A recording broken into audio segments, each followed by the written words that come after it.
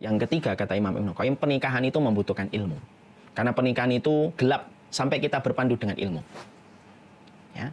Saya itu sering jumpai, ada seorang istri curhat, konsultasi bukan curhat. Ustadz, suami saya itu ngucapin cerai sudah hampir 30 kali semenjak pernikahan, itu gimana? Saya itu langsung bingung saya. 30 kali ngucapin kata talak setelah rukun biasa aja. Itu salah satu di antara dampak kita tidak mengetahui hukum. Dan itu bahaya betul. Padahal talak itu bagi seorang laki-laki ada 3. 1 selesai dengan iddah, kemudian kita rujuk. 2 selesai, hati-hati. 3 selesai, sampai masa iddah selesai pernikahan itu. Tidak bisa lagi orang mengatakan saya cuma bersanda. Tidak bisa bersanda dalam pernikahan. Tapi tidaklah itu terjadi kecuali karena akibat sebuah pernikahan yang gelap yang tidak dipandu dengan ilmu. Makanya membutuhkan bahwasanya pernikahan itu butuh dengan ilmu. Dan pernikahan ketika mereka jauh dari lumbung ilmu, maka sesungguhnya pada hakikatnya tidak akan pernah menurunkan ketenangan. Karena ketenangan itu diperoleh dengan ilmu. Orang yang bangun tengah malam, kalau dia tidak punya ilmu, dia tidak punya opsi. Mungkin opsinya buat kopi, mungkin opsinya dia ngidupin TV, mungkin ngidupin podcast, ataupun dia menghabiskan malam itu sampai pagi, karena tidak punya ilmu. Tapi kalau ada orang ketika bangun tengah malam, dia punya ilmu, dia tahu apa yang harus dilakukan tengah malam. Oh, sholat, oh mungkin dzikir, oh mungkin kemudian baca Quran, karena dia tahu pada waktu itu merupakan waktu-waktu yang mustajab untuk melakukan rangkaian ibadah tadi. Ilmu itu membedakan kita, makanya ilmu adalah tongkat bagi si buta, untuk membedakan mana jalan berlubang dan mana jalan yang mulus. Membedakan mana belokan dan mana itu jalan yang harus diteruskan. Makanya kemudian kehidupan pernikahan itu sangat membutuhkan ilmu, karena sesungguhnya ketika pernikahan itu dilangsungkan itu gelap semuanya sampai kita berpandu dengan ilmu. Makanya saya ingin menyampaikan masalah dengan poin yang ketiga ini sebuah nasihat dari 2 sisi. Yang mana nasihat ini nasihat seorang sahabat wanita ketika akan menikahkan putrinya, dan nasihatnya Imam Ahmad ketika Imam Ahmad itu akan menikahkan putranya yang bernama Abdullah. Nah, kadang-kadang nasihat ini sering kita lupakan, tapi ternyata ini penting supaya kemudian membentuk sakinah pada kehidupan keluarga kita. Maka ada seorang sahabat wanita itu namanya Umamah bintul Haris, ketika akan menikahkan putrinya, maka beliau menyampaikan ilmunya. Dari perjalanan dia ketika berumah tangga, maka dia sampaikan kepada putrinya supaya putrinya ketika nanti menikah itu tahu ilmunya, supaya kemudian tidak terjebak kepada kerusakan. Karena apa? Apapun tanpa ilmu itu pasti merusak. Kita memperbaiki TV tanpa ilmu merusak. Kita membuat kemudian suplemen tanpa ilmu akan merusak. Kita akan membuat mobil tanpa ilmu pasti akan merusak. Pernikahan pun tanpa ilmu pasti akan rusak. Makanya Umamah itu kemudian menyampaikan, Umamah bintul Haris menyampaikan kepada putrinya ketika putrinya akan menikah, rangkaian rumpun ilmu yang penting, sejatinya mungkin ringan, tapi begitu sering kita lupakan dalam pernikahan, supaya setidaknya kita paham. Kenapa sakinah kadang-kadang jauh dari kita, kehidupan keluarga kita? Karena kita ilmunya kita lupakan, ilmunya kita bodohi, ilmunya kita tinggalkan karena ngikutin perasaan. Pada saat itulah sakinah tidak akan pernah turun. Maka ketika Umamah bintul Haris, nah ini bagi para distributor umahat dan para wanita, ada nasihat yang disampaikan oleh Umamah bintul Haris kepada putrinya ketika putrinya akan menikah. Yang pertama, nanti ketika kamu menikah, temanilah suamimu dengan qanaah. Yang pertama, qanaah, karena qanaah itu akan membuat lapang hatimu. Makanya para wanita ketika menikah pertama kali itu apa? Kalau engkau telah terima seorang laki-laki, bukan hanya kau terima bagaimana kelebihannya ketika masalah finansial, tapi kamu terima kekurangannya di dalam masalah finansial. Dengarlah dan taatlah kepada perintahnya. Itu yang pertama. Dan yang kedua, ya, makanya jihadnya seorang wanita itu bukan di Palestina, bukan di Suriah. Jihadnya seorang wanita itu adalah ketika dia itu qanaah dan taat kepada perintah suaminya. Dan maaf, musuh terbesarnya perempuan itu, kata para ulama, masyairuha. Musuh paling besar perempuan setelah syaitan ketika berumah tangga itu perasaannya. Makanya sampai kita mendengar perempuan itu tidak pernah salah, itu karena ditekan oleh perasaannya yang kuat. Ya, makanya kemudian akhirnya Umamah bintul Haris menyampaikan taatilah dan qanaah. Yang ketiga dan yang keempat, jaga hidungnya, jaga matanya, supaya hidungnya tidak mencium sesuatu yang buruk dari dirimu, matanya supaya tidak melihat sesuatu yang buruk dalam dirimu. Ya, makanya kalau ada seorang wanita, dia menjaga dirinya supaya yang tercium darinya adalah sesuatu yang baik dan wangi. Bukan baik itu bukan hanya konotasinya itu wangi, tapi sesuatu yang baik dari tutur kata dan yang lainnya.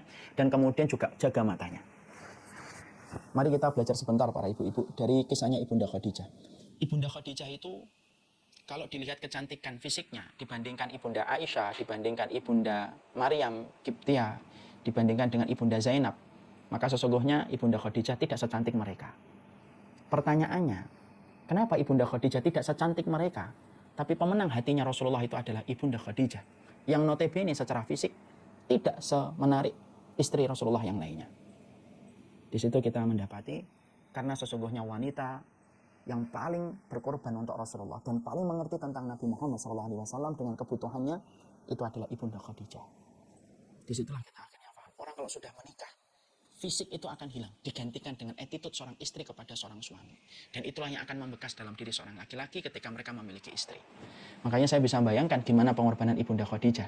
Suaminya pergi tahanus ke gua tengah malam gitu, pulang-pulang gigil. Coba kalau menjadi istri hari ini, mungkin kalau istri hari ini akan komentar, kamu itu aneh, malam-malam ke gua pulang-pulang gigil. Tapi kalau Ibunda Khadijah itu Masya Allah, suaminya pulang. Dan pada saat itu tidak ada laki-laki yang suka ke gua, Bu. Yang suka ke gua itu hanya Rasulullah SAW. Pada saat iman itu belum masuk ke dadanya Ibunda Khadijah. Tapi kepercayaannya Ibunda Khadijah kepada Rasulullah itu saking besarnya, walaupun iman belum masuk kepada dadanya Ibunda Khadijah, karena Nabi belum menjadi Nabi dan belum menjadi Rasul. Iman itu belum ada di dadanya Ibunda Khadijah. Mendapati suaminya pulang dalam kondisi menggigil, diselimutin tanpa mengucapkan kata-kata apapun untuk mengomentari apa yang diperbuat oleh suaminya. Menahan diri berkomentar kepada suami dengan apa yang dilakukan dalam perkara yang belum bisa dijangkau logika dan perasaannya wanita. Itulah ilmu tingkat tingginya Ibunda Khadijah. Ya. Makanya Masya Allah, pemenang hatinya Rasulullah itu Khadijah dan tidak digantikan oleh siapapun. Karena fisik itu bukan pertama kali yang akan membekas di dalam hati suami kalau sudah menikah. Wanita telah akan membekas di dalam suami.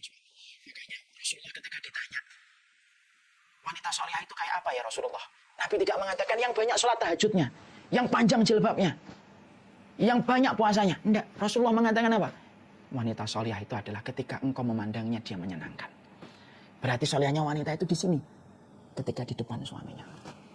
Kenapa kok menyenangkan suaminya itu disebut sebagai kriteria wanita solehah, Ustaz? Karena ibu-ibu sadar atau tidak sadar, senyuman ibu di waktu pagi itu mempengaruhi seorang laki-laki ketika menjalani hari-harinya ketika sampai malam. Betul Mas Ibu? Sangat berpengaruh. Makanya saya punya teman itu, ada salah satu pedagang akikah itu bilang, teman saya di Bekasi itu bilang, Ustaz, saya itu kalau istri saya pagi-pagi senyum, hari seberat apapun itu terasa ringan bagi saya. Tapi kalau saya pagi-pagi habis pulang sholat subuh, kemudian istri saya sudah bersungut-sungut, ya Allah, pengen saya tabrak tuh semua mobil yang ada di jalan. Makanya Masya Allah itu beliau bukan hanya sekedar cerita, tapi itulah kenyataan yang sejatinya terjadi. Makanya Rasulullah ketika ditanya, wanita solehah itu apa ya Rasulullah? Bukan yang banyak sholatnya, bukan yang kemudian jilbabnya, itu juga termasuk kriteria solehah. Tapi yang disebutkan Nabi ternyata bukan itu. Yang disebutkan Nabi, yang apabila engkau memandangnya menyenangkan. Makanya jihadnya wanita itu di sini. Makanya jujur ya, sekarang kalau boleh saya curhat dikit. Saya itu kalau dapetin istri saya sudah mulai agak ngambek dikit gitu. Saya ngomong, ayo dipakai peralatan jihadnya. Ayo dipoles no. Semua senjata-senjatanya untuk berjihad. Jihadnya dia itu adalah tersenyum ketika terjadi gelombang kekecewaan yang dirasakan oleh seorang istri karena perasaannya lebih dominan daripada akalnya. Makanya Masya Allah, itu ilmu. Nah, itu ilmu. Dan itu tidak bisa kita dapatkan kecuali kita harus mendengarkan lalu mengingat itu dalam kehidupan. Cuma masalahnya banyak istri itu kadang-kadang kalau pas di kajian tahu dan membuat ridho suamimu sampai engkau meniti-niti.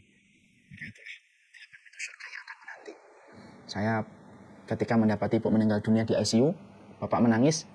Saya tanya pertama kali kepada bapak saat itu, bapak ridho nggak kepada ibu? Bapak di sela isak tangisnya berkata, saya ridho sama ibumu nak, saya ridho sama ibumu. Nah, kata-kata itu yang insya Allah bisa menjadi sebab terbukanya 8 pintu surga. Makanya saya pernah dapatin ada sebuah kisah wanita solehah itu, salah satu di antara yang dilakukan oleh mereka adalah tidaklah mereka memejamkan mata sebelum mereka tidur, kecuali mereka bertanya, bagaimana posisi mereka di hati suaminya pada hari itu. Kenapa mereka selalu melakukan itu sebelum mereka tidur?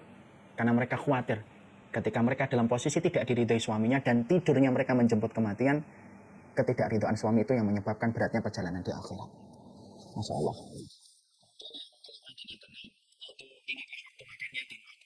Tidurnya. Jadi kalau kita harus pakai ilmu, kalau kita melihat suami kita, dijaga makannya, dijaga tidurnya. Karena kalau makan itu terganggu, maka emosinya akan meledak-ledak. Kalau tidurnya terganggu, maka sama emosinya juga akan meledak-ledak. Yang ketujuh dan yang ke-8, hormati pelihara keluarganya dan hartanya. Artinya cintailah ibu mertua. Karena sesungguhnya laki-laki yang apabila orang tuanya dihormati oleh istrinya, maka ibarat kata, sang laki-laki itu kalaupun digoda dengan 1000 perempuan yang cantik pun mungkin akan menolak 1000 perempuan yang cantik itu karena tahu bagaimana istrinya telah memuliakan keluarganya. Kemudian yang ke-9, ke-10, jangan membeberkan rahasianya dan jangan menentang perintahnya. Ini termasuk ilmu untuk menjemput sakinah.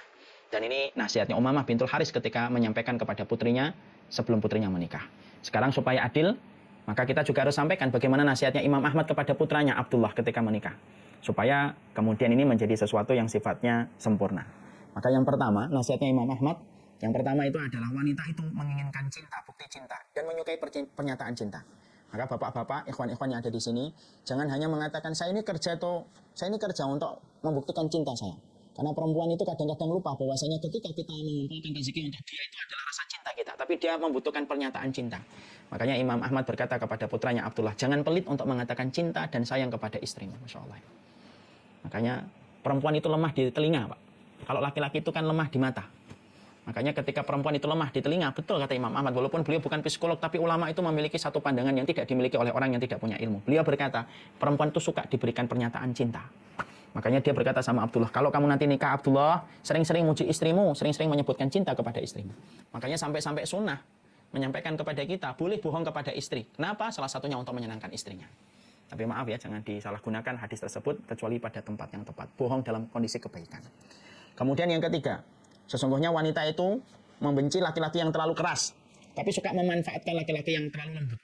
Berlakulah antara kelembutan dan ketegasan. Kalau kamu terlalu lembut, maka kamu nanti diinjek-injek dan dijajah. Kan banyak kan sekarang yang suami yang dijajah, kemerdekaannya telah hilang di atas muka bumi setelah dia menikah karena dia dijajah oleh istrinya.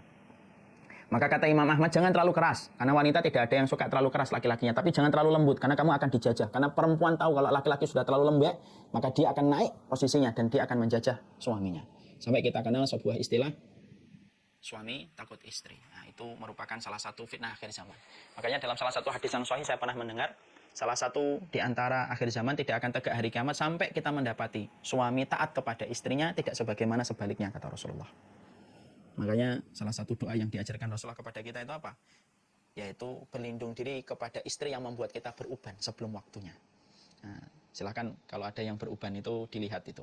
Apakah ubannya karena memang umur atau memang ubannya itu disebabkan karena pasangannya. Ya, makanya ada dalam satu doa itu wa'udzubika min zaujin tusyayyibuni qablal masyib. Ya Allah, aku berlindung dari pasanganku yang membuatku beruban sebelum masanya. Tapi maaf ya, kalau ada yang beruban di antara agen-agen yang ada di sini, jangan langsung divonis. Ini pasti banyak pikiran tentang istrinya atau suaminya. Nah itu, tempatkan ilmu pada tempatnya, bukan tempatkan ilmu sebagai bahan bulian. Kemudian yang keempat, wanita itu suka menyukai apa yang disukai laki-laki dari seorang wanita. Kalau kita suka wanita itu harum, ya kita berlaku harum. Kalau kemudian wanita itu suka bahwasanya laki-laki itu wanita itu rapi, ya kita harus rapi. Kadang-kadang kita suka istri kita rapi, istri kita wangi, tapi justru kita juga tidak rapi dan juga tidak wangi. Itu kata Imam Ahmad. Yang kelima, kata Imam Ahmad, ini menjadi ilmu supaya ketika kita tahu ilmunya kita menjemput sakinah itu. Kata Imam Ahmad, rumah itu bagi seorang wanita, wahai anakku Abdullah, itu adalah istananya. Jangan diganggu. Biarkan istrimu yang menghiasi rumahnya. Kalau kamu sampai mengganggu dia ketika menghiasi rumahnya, berarti kamu membangunkan singa yang bangun dari tidurnya. Jadi nanti kalau ada agen dan distributor, kemudian nyewa, ngontrak rumah, kata Imam Ahmad kepada Abdullah, biarkan dia yang mengelola rumah itu. Makanya saya pernah melihat ada satu rumah itu warnanya pink. Bukan saya mengatakan ini ya, rumah itu pink. Terus kemudian karena saya sudah dekat sama ikhwannya, saya tanya sama beliau, akhi, antum warna favoritnya apa? Biru, Ustaz. Oh ya udah. Nah, ini berarti melaksanakan apa yang disampaikan oleh Imam Ahmad. Rumahnya pink semuanya. Padahal ketika meminta kepada Allah itu apa? Mintanya rumah. Rumah itu istana dia. Laki-laki banyak di luar. Yang paling banyak di rumah itu istri kita. Jangan kita yang sering di luar, urusan rumah kita yang atur sesuai kemampuan, sesuai kemauan kita. Salah. Makanya Imam Ahmad berkata, wahai Abdullah, nanti kalau kamu nikah, rumahmu itu adalah istana dan singgasana untuk istrimu. Silakan dia yang atur. Kamu nurutin aja. Maka itu kemudian kamu akan menjemput ketenangan. Kemudian yang keenam, kata Imam Ahmad kepada putranya, yaitu adalah seorang wanita itu ingin dekat sama suaminya tapi tak ingin kehilangan keluarga. Artinya berikan waktu suami kita, istri kita untuk bersama dengan keluarganya. Kemudian kata Imam Ahmad, wahai Abdullah, wanita itu diciptakan dari tulang rusuk. Fa innal marata khuliqat min dilain. Fa inna a'waja syai'in a'laha. Sesungguhnya wanita itu diciptakan dari tulang rusuk, dari yang paling bengkok itu paling atasnya.